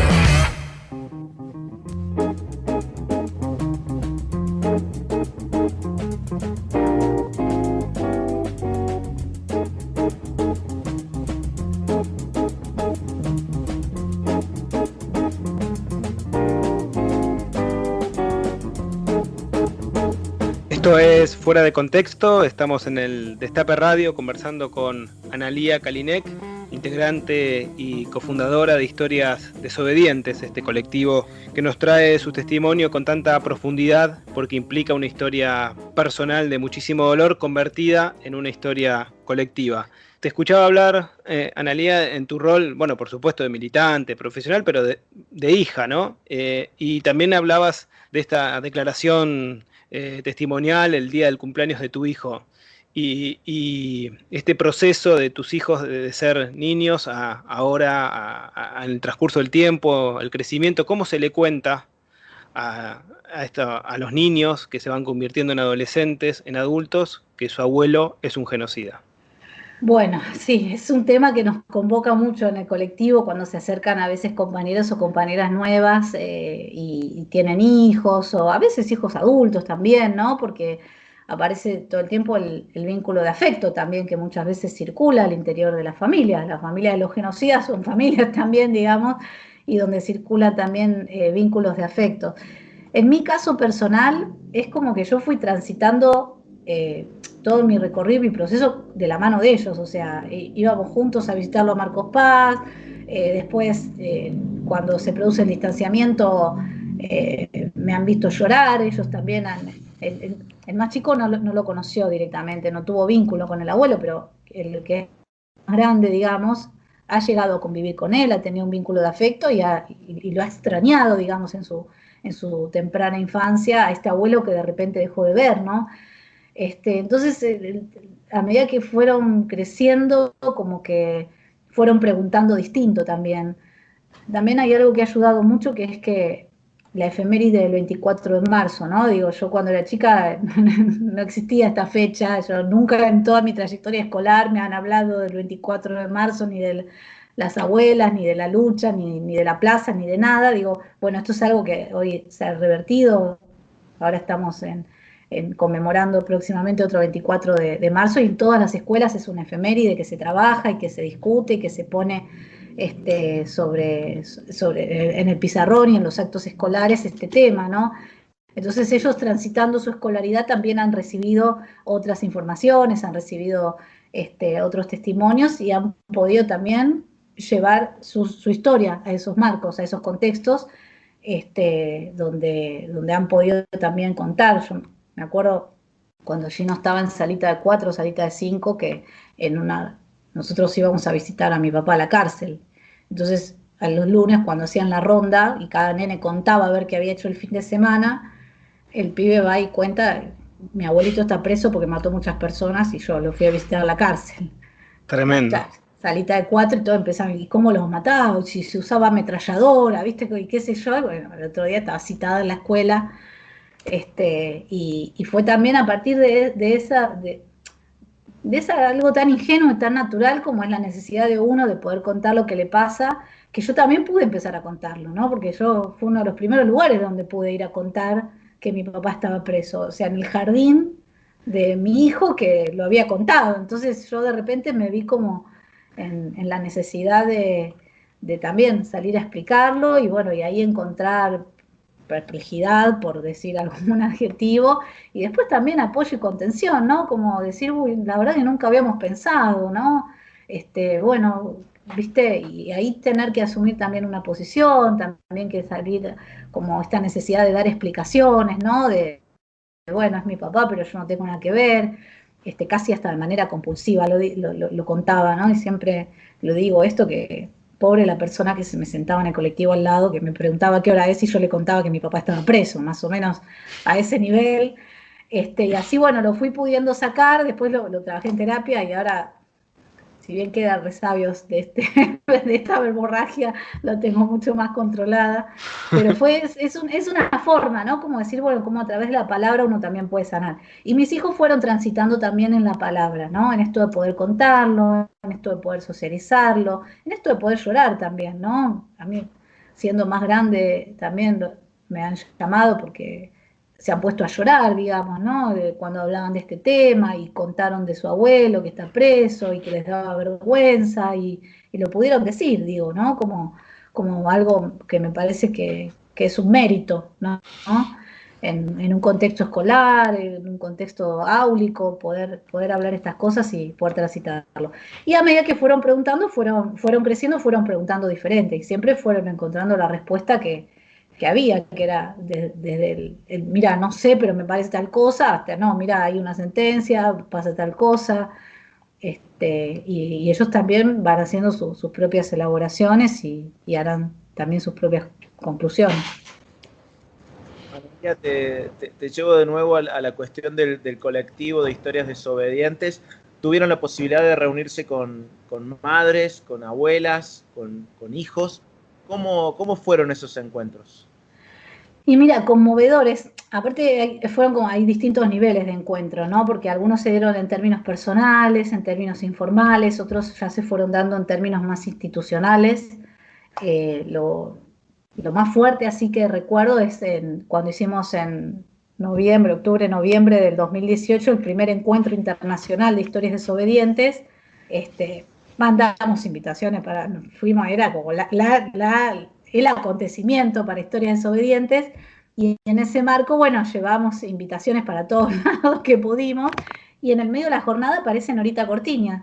O sea, aparece Norita en sus 1,50 m con toda la inmensidad en el corazón de lo que fue el encuentro, y bueno, en un gesto político y humano, ¿no? A contarnos esto, que bueno, que para las madres al principio fue como no entender mucho, ¿no? ¿Qué es esto? ¿De dónde vienen? A ver si después nos quieren convencer de que sus papás no son tan malos, ¿no? Pensaban ahorita en voz alta y nos contaba. Y bueno, y decir que no, que a ellas también como madres al principio les costó, y que por eso nos quisieron escuchar y tomaron ese tiempo, y bueno, y que en el caso de Norita el apoyo fue desde el primer momento y contundente, ¿no? Después yo tengo vínculos personales también. En este libro que les contaba, donde salió mi testimonio en el 2016, una de las primeras que se contactó fue Lili Furió, y después se contacta conmigo Paolo, que vive en España, pero tiene a su mamá desaparecida en los centros donde estuvo mi papá. Entonces, Paolo, cuando lee mi testimonio, que esto fue algo que a mí me marcó muy significativamente, digamos, al día de hoy, me escribe, me contacta a través de las autoras del libro para pedirme que yo interceda por él ante mi papá, para ver si mi papá sabe qué pasó con su mamá, que está desaparecida, y él no tiene ni rastros ni nada de lo que pasó. Bueno, y a partir de vincularme con Paolo y de escuchar su historia y de conmoverme y de entrar en un vínculo de afecto, ¿no? Uno también empatiza distinto, ¿no? Y dimensiona también diferente y se compromete también diferente. Y bueno, y así después fui conociendo un montón de otras historias con distinta connotación, pero donde siempre es muy, muy conmovedor y muy, muy fuerte. Muy fuerte todo, y hablabas de la palabra también como reparadora, ¿no? Que también me parece que desde tu campo disciplinar como la psicología lo debes también tener muy trabajado, y en ese sentido pudieron editar un primer libro que recoge lo que es ese primer encuentro internacional de familiares de genocidas por la memoria, la verdad y la justicia, como se llamó, nosotros con la X, nosotros y nosotras. Bueno, ¿qué significó esa construcción, plasmar en palabra escrita el testimonio y el recorrido de cada uno y de cada una? Mira, Luis, ahí te voy a hacer una corrección, y me sale la maestra Ciruela. Venga. Ese que vos nombraste es el segundo libro. Ah, es el segundo. Que lo presentamos ahora en plena pandemia, que nos acompañó Horacio Pietragala y Vicky Montenegro. Y el primer libro, que nosotros lo presentamos en el 2018, cuando hicimos el encuentro internacional, que se llama Escritos desobedientes, desde Editorial Marea, es un libro catártico. Es un libro de decir, bueno, a ver, hagamos un manifiesto.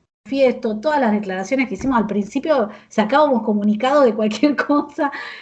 Además, no se acuerdan, en pleno gobierno macrista, ¿no? Nos atraviesa también la desaparición de Santiago Maldonado, ¿viste? Con todo lo que significó también para el colectivo salir por primera vez a esas marchas, nuestro primer 24 de marzo con la bandera, bueno, de todo hacíamos comunicados, ¿no? De todo hacíamos esto de ponerle palabras. Y además, cuando nos empezamos a juntar, empezamos a advertir que muchos tramitábamos nuestras historias a través de la palabra. Estaba la compañera que se había armado un blog, estaba, qué sé yo que hacía posteos en Facebook cada tantos ya haciendo declaraciones sobre el tema.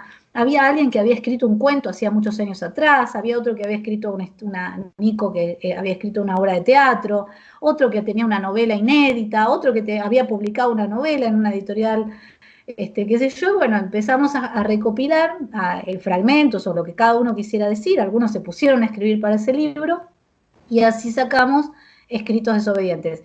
Que como dato de color también les cuento que ahí en Escritos desobedientes escribe Bruno, este hijo mío que nace en el 2008 y que ahora tiene 13, que relata, que es el único relato que hay, de la primera vez que marchamos un 24 de marzo con la bandera de Historias Desobedientes.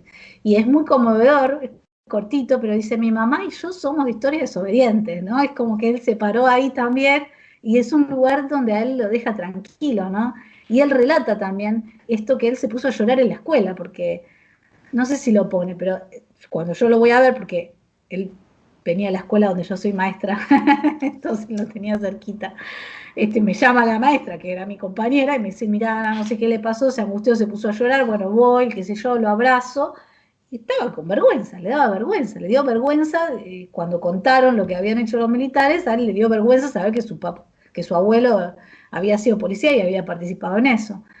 Concretamente. Entonces él después lo escribe, lo redacta, obviamente la madre lo incita, hasta esa época me daba algo de bolilla con lo que le decía, ahora ya está muy adolescentoso, y bueno, y deja su testimonio, y ese testimonio también de un nieto de un genocida que también sufre las consecuencias de los crímenes que cometió su abuelo, digamos, en otra dimensión, en otro contexto, pero bueno, lo puede plasmar. Y ese libro que recopila primero un manifiesto que nosotros publicamos, después estos textos de distintos géneros, epistolar, teatro, narrativo, posteos en Facebook, y después también le incorporamos estas primeras declaraciones y manifestaciones públicas que hacíamos y que a veces subíamos a nuestra página. Y quedó el libro, que para mí es hermoso, digamos, en cuanto a testimonial, como primer antecedente también de testimonios de los familiares de los genocidas. Ese libro lo presentamos en el Encuentro Internacional.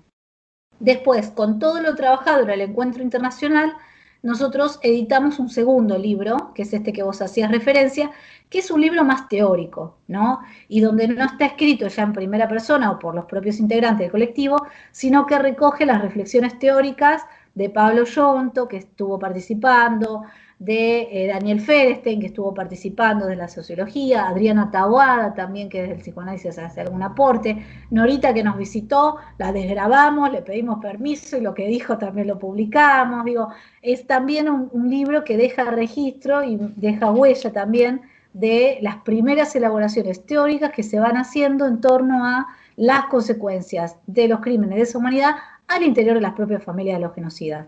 Y otro dato interesante que tiene ese libro es que participa del encuentro internacional Alexandra Senf, que es nieta de nazi, y que llega a nuestro encuentro auspiciado por la embajada alemana, y que nos presta también su testimonio como nieta de un genocida alemán, y que si vos decís no puede ser, era otro tiempo, otra lengua, otro país, y es lo mismo que nosotros, ¿entendés? O sea, le pasó lo mismo en términos subjetivos y emocionales, salvando algunos detalles, el recorrido de transformación, el recorrido de superación, digamos, de estas lógicas intrafamiliares, es muy similar y es muy traspolable a lo que nos pasa. Entonces, advertimos como historia desobedientes que ahí hay todo un campo de estudio, de análisis y de reflexión poco explorado aún, que es, bueno, cuáles son las consecuencias de los crímenes de lesa humanidad al interior de las propias familias de los genocidas y cómo poder,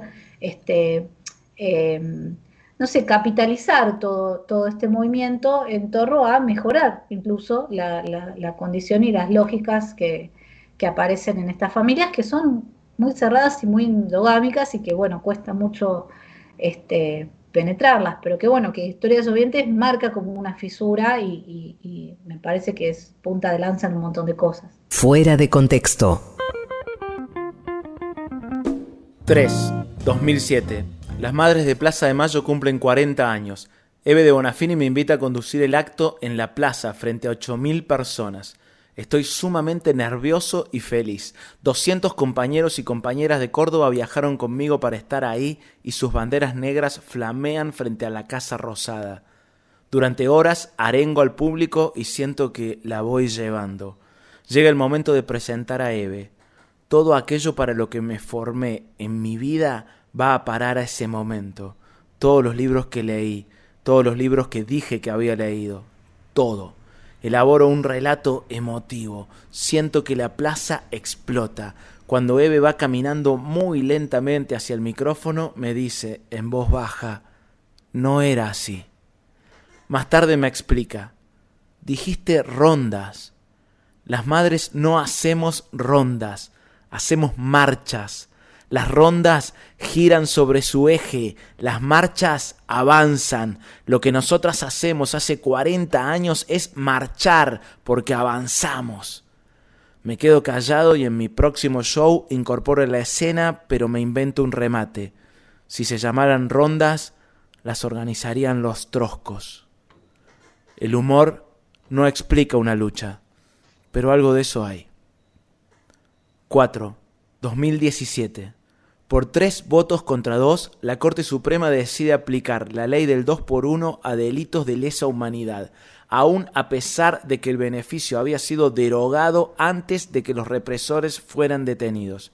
Ganaron por poco, para beneficio de unos pocos y sin que les importe la ley que dicen defender.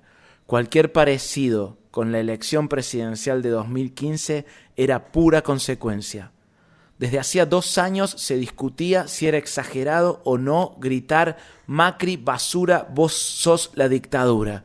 Fue un gobierno elegido en democracia, no era la dictadura, pero endeudaron al país, reprimieron manifestaciones populares, persiguieron a periodistas y políticos opositores, fueron la mejor banda tributo de la dictadura.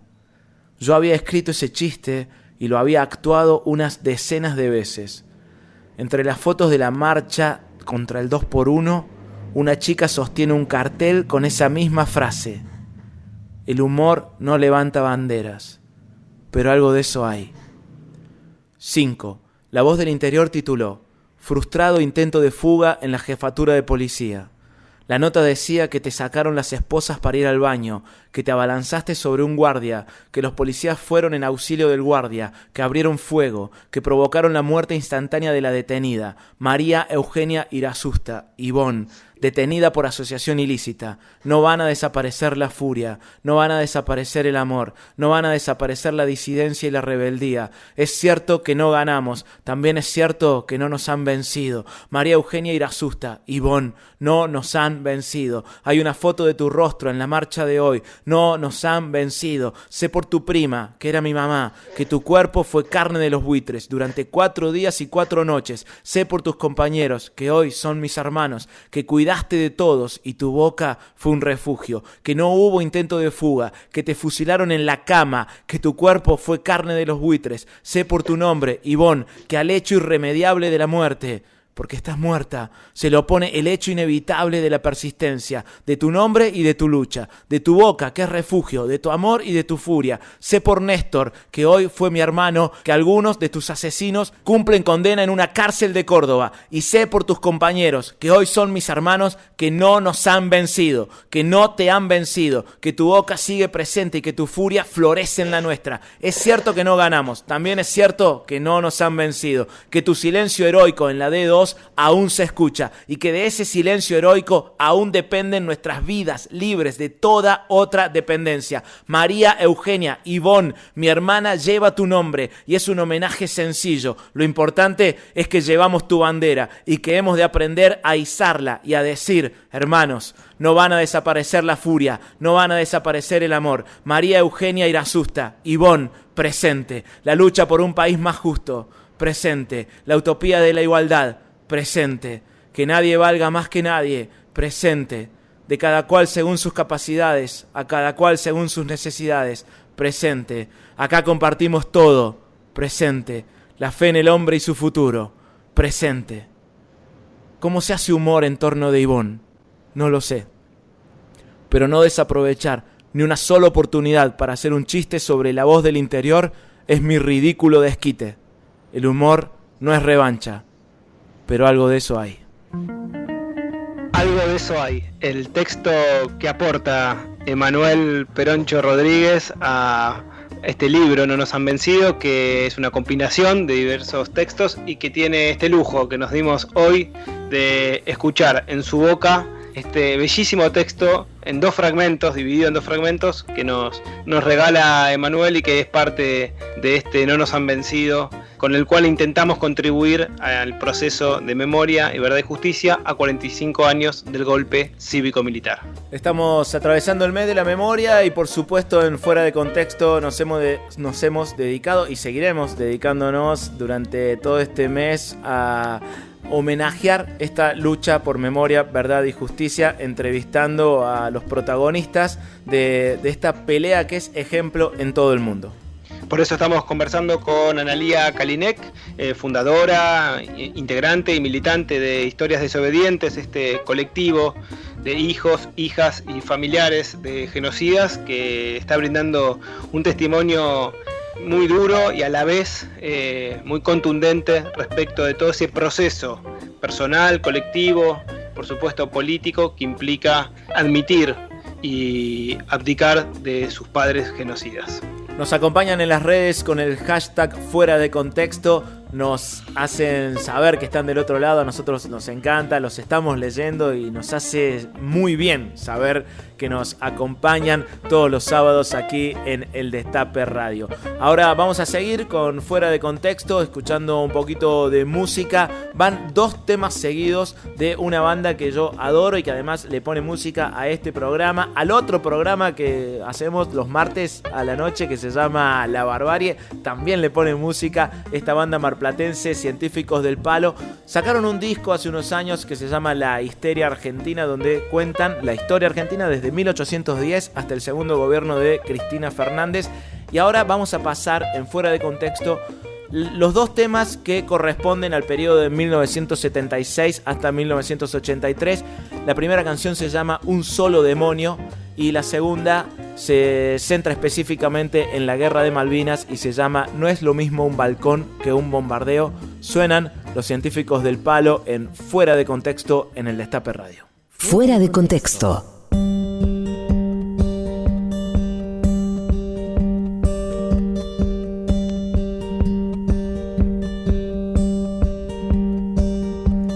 La oligarquía tiene una solución: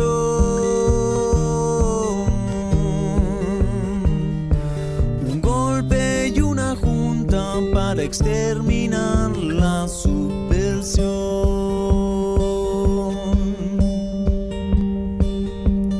A sangre y bala imponen un modelo.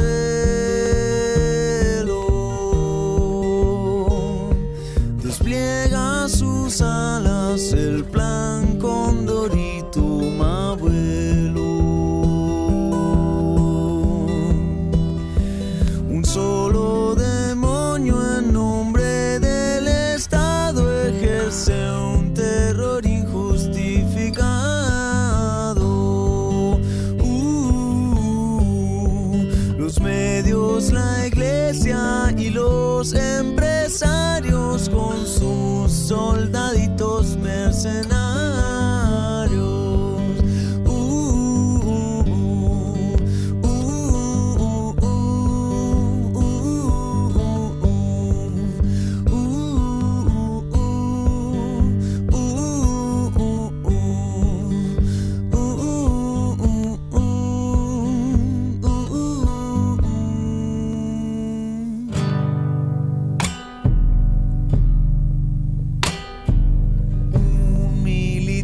Que toma de más y cree que la guerra es un juego de damas, pero se enfrenta a la dama de hierro y la guerra es el juego que mejor juega el imperio.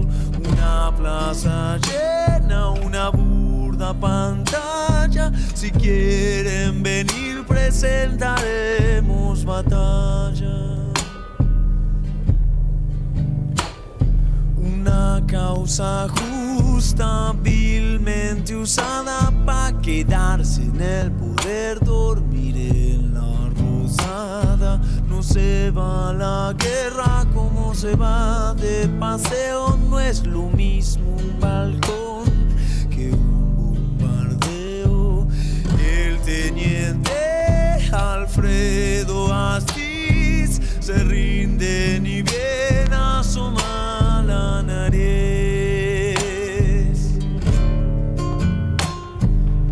Se hunde el crucero General Belgrano. Un misil a Sheffield para estar a mano.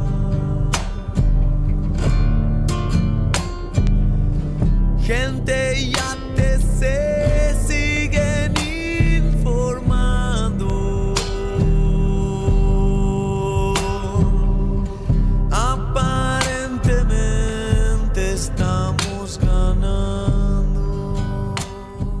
Hola, yo soy Juan, de Argentina también, y también me siento muy privilegiado de poder ser uno de los pocos argentinos que puedo hacerle preguntas.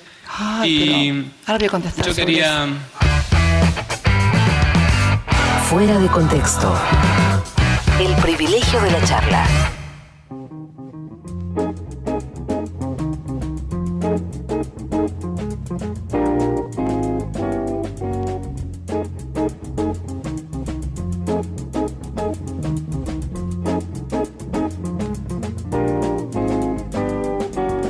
Seguimos en Fuera de Contexto, en el Destape Radio. Conversamos con Analía Kalinek. Analía, vamos llegando ya hacia el final del programa, de la entrevista. Quería preguntarte sobre cómo es el debate político de historias desobedientes, porque a todos los colectivos cuya construcción gira en torno de los derechos humanos los atraviesa el debate, la identificación o no partidaria, el enfrentamiento a determinados gobiernos, como el que vos comentabas recién de Mauricio Macri, que fue el contexto del movimiento de historias desobedientes. Bueno, ¿cómo es ese debate y si hay una identificación, no sé, al estilo de Asociación Madre de Plaza de Mayo, que Eve, por ejemplo, acá en Fuera de Contexto, dijo explícitamente: las madres somos kirchneristas, de Perón, de Eva y kirchneristas? O si hay un debate por ahí menos determinado, bueno, eso, ¿cómo cruza esa reflexión al colectivo? En términos políticos, nosotros nos definimos como una organización política no partidaria. Obviamente que cada uno de los integrantes tiene su corazoncito en algún lado. Yo el mío lo tengo bien definido, digamos, en cuanto a que yo entiendo que si no fuese por las políticas públicas llevadas a cabo por Néstor y después por Cristina, yo no estaría donde estoy, digamos, ¿no? Que esta frase que me gusta tanto de que vengo a proponerles un sueño, digamos, es lo que a mí me hace despertar, ¿no? Ese sueño que Néstor nos propone es lo que a mí me lleva de alguna manera a despertar. Y después, en cuanto a posicionamiento político, bueno, nosotros tenemos una clara definición política, nosotros suscribimos a las banderas de Memoria Verde y Justicia, nos sumamos a la lucha de las madres, de los organismos de derechos humanos en ese sentido, pero también advertimos que tenemos una voz propia, digamos, ¿no? Nuestro lugar de enunciación es distinto, ¿no? No nos mueven, digamos, los mismos objetivos, por decirlo de alguna manera, en términos más personales. Obviamente que acompañamos la lucha, estamos como terminando de definir, bueno, a ver en qué dirección nosotros nos manejamos políticamente, ¿no? En cuáles serían las políticas públicas que a este colectivo podrían causarle alguna mejora a nivel social, ¿no? ¿Cómo podemos mejorar a la sociedad desde este colectivo y cuáles serían las políticas públicas? Y ahí esto lo pienso yo más en términos personales, me parece que hay todo un tema dentro de lo que son las Fuerzas Armadas y de seguridad, y lo que nosotros podemos llegar a aportar en cuanto a que venimos de esas instituciones y conocemos ciertas lógicas de funcionamiento de lo que se vive al interior de las familias que forman parte de estas instituciones, ¿no? Entonces, poder desandar y poder pensar y poder decodificar cómo se construye un policía, cuáles son las lógicas que imperan, digamos, en cuanto a las dinámicas familiares de un policía, cuáles son los mandatos que se transmiten al interior de la propia familia de los policías, esto también pensándolo en términos de los militares, qué sé yo, nos puede llegar a tirar algún elemento, digamos, para poder seguir haciendo aportes. Y esto más aún se me vino a la mente porque hace no mucho se contactó con Historias Desobedientes la primera hija de un represor que formaba parte también de la policía, ¿no? Adriana Britos, que ella es de Historias Desobedientes Córdoba, está en Córdoba, su padre, genocida, fue condenado, y ella, como la mayoría de los hijos de los policías y de las hijas de los policías, yo lo digo también en relación a mis propias hermanas, digamos, terminan insertas dentro de estas instituciones, ¿no? Muchos hijos de policías, muchos hijos de militares siguen la carrera de los propios padres. Entonces se empieza a dar como un doble juego ahí de lealtad intrafamiliar y después también de lealtad institucional, porque también estas instituciones son como muy me sale patriarcal, pero hasta paternalistas también, si se quieren, en cuanto a los beneficios que te dan, en cuanto a las lealtades que se generan ahí adentro, en cuanto a un montón de lógicas que estaría bueno empezar a desandar, porque hay mucha información latente que puede circular dentro de estas familias y que todavía no han llegado, me parece, a ser alcanzadas por la desobediencia, ¿no? Me parece que todavía imperan muy fuertemente los mandatos y que dentro de estas instituciones es más difícil poder quebrantarlos, en términos también de conciencia social y de tratar de pensar en una lectura crítica, ¿no? Yo lo pienso en términos de mis propias hermanas, digo, mi hermana, la que me sigue a mí, además de ser personal civil de la policía, es egresada del Instituto Universitario de la Policía Federal, ¿no? O sea, no solo que trabaja, sino que fue formada académicamente dentro de la propia institución y ahora da clases en la escuela de cadetes, ¿no? Digo, mi hermana, hija de un represor, que suscribe, digamos, o que no cuestiona abiertamente, o que no critica el accionar genocida de su padre, es formadora de futuros policías. Entonces, en estas lógicas estamos un poco al horno, digo. Es como para revisarlo. Y me parece que de Historias Desobedientes podemos, por lo menos marcar que hay algo diferente que también se puede hacer y que eso no implica ningún pecado mortal, por ponerlo dentro de esa lógica. Analía, uno de los aspectos que atravesó la lucha de los organismos de derechos humanos fue que los estratos intermedios de las Fuerzas Armadas se excusaron en la obediencia debida. Hubo una ley, ¿no? La ley de obediencia debida, mal denominada ley de perdón, que en realidad fue la ley de la impunidad, y vos te constituís en tu identidad desde un colectivo que remarca la desobediencia y que se denomina como colectivo de historias desobedientes. Te pregunto entonces, ¿qué es la desobediencia para vos? Bueno, qué sé yo, me parece que un deber ético en este caso, digo, ¿no? El tema de la obediencia debida ya está rebatido, digamos, como argumento, ¿no? Uno no debe obedecer órdenes criminales, ¿no? Uno en ese sentido está obligado a desobedecerlas. En cuanto a la etimología de la palabra, obedecer tiene que ver con escuchar, ¿no? Con poder escuchar lo que se está diciendo. Y bueno, y a partir de ahí uno decide, ¿no? Si acata o no acata.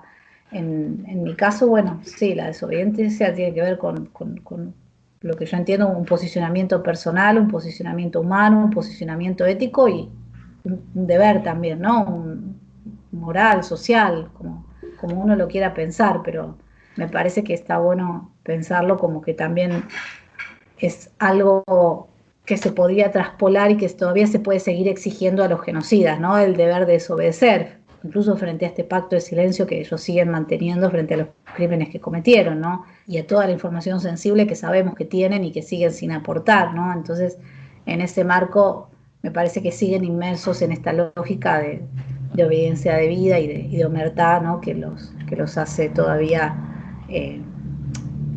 se hace más reprochable todavía, ¿no? Esto que hablábamos también antes, del tema de que, bueno, siguen generando daño, ¿no? Con esa obediencia, entre comillas, a esas órdenes criminales, a ese silencio, a ese pacto, eligen seguir generando daño.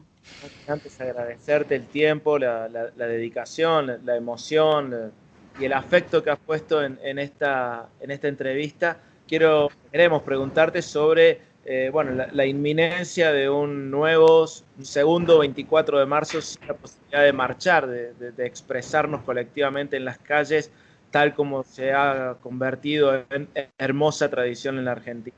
¿Cómo van a conmemorar ustedes esta fecha tan importante para la historia de la lucha por los derechos humanos y la lucha por memoria, verdad y justicia en Argentina? Y particularmente a vos, ¿cómo te atraviesa ese efeméride? Y a mí me atraviesa primero con mucha emoción ya en la escuela, ¿no? Porque yo trabajo en 2 escuelas, interactúo con chicos de primaria, entonces ver toda la movida, estar proponiendo bibliografía, ahora estamos con las consignas de los organismos de plantar memoria, digo, ayer tuvimos una reunión, estábamos viendo con Cooperadora comprar un árbol, vamos a plantar un árbol en una de las escuelas, otros mandamos a hacer plantines, digo, bueno, hay toda una energía que circula, ¿no? y que está presente en las escuelas que me moviliza mucho, es una época que me moviliza mucho. También he sabido reconfigurar, porque a mí me pasaba al principio hablo año 2005, 2006, antes de la conformación colectivo, que yo me sentía como muy incómoda yendo a la plaza, ¿no? Era como que sentía que estaba, no sé, haciendo algo que no correspondía, que no tenía como, que era ofensivo que yo pueda estar en la plaza, ¿no? Entonces iba medio como que pisaba la plaza y salía, ¿viste? Era como que me sentía raro. Entonces, desde que existe Historia Desobedientes es como, no sé, un lugar de reivindicación, un lugar donde encuentro dónde pararme y decir, bueno, sí, esto es lo que soy, desde este lugar me paro y acá estamos colectivamente también pronunciándonos. La verdad que lo vivimos con mucha energía las veces que fuimos, un bajón, que encima que somos una agrupación cortita, ya sería como la cuarta marcha y ya es la segunda que no marchamos porque está la pandemia, pero bueno, es más, tenemos una bandera que todavía no la pudimos estrenar, que la habíamos armado para la marcha del 24 pasado y no la pudimos estrenar. Y después como colectivo, bueno, obviamente adhiriendo a la consigna de los organismos de plantar memoria, y este año de particular lo que estamos haciendo, que ahí ya me sumé a otro grupo de WhatsApp, porque estamos armando para hacer una performance, o sea, una actividad, un acto, digamos, artístico, que lo está coordinando un compañero de Historia Desobedientes, que es Nicolás Ruarte, que él es nieto de 2 genocidas, o sea, tiene esa condición, además de ser nieto, viene de familia de militares, tanto por parte de madre y padre, y que tiene todo un perfil artístico. Incluso hace poquito ha estrenado una obra de teatro titulada Arismendi, que es el alias que tenía su abuelo, donde él trabaja su propia historia personal, y ojalá la vuelva a poner en cartelera porque es súper recomendable. Y que bueno, y que ahora nos propuso al colectivo para conmemorar este 24 toda una actividad performática que estamos viendo si la vamos a poder desarrollar en la Exesma. Estamos tramitando la habilitación para ir a hacerla ahí. Y que tiene que ver con poner en acción, poner en acto a ese niño o niña que fuimos, ¿no? Hijos e hijas de genocidas, ¿no? Entonces, desde los juegos de la infancia, rememorar simbólicamente estos mundos en los que nosotros crecimos, estos mandatos que nosotros nos transmitían, y bueno, y traspolarlo después a un hoy donde, bueno, podemos enfrentar, digamos, con eso y reivindicarnos desde este lugar que es Historias Desobedientes. Analía, te agradecemos muchísimo tu palabra, tu testimonio, estos minutos y esta manera de ayudarnos a pensar todo lo que tiene que ver con este proceso tan importante, tan profundo y tan significativo que están encarando colectivamente desde Historia Desobediente, así que te agradecemos muchísimo por todo ello. Dale, la agradecida soy yo, en serio, chicos, por este espacio, por ayudarnos también a socializar nuestra voz y re linda la charla. Fuera de contexto, todo se presta.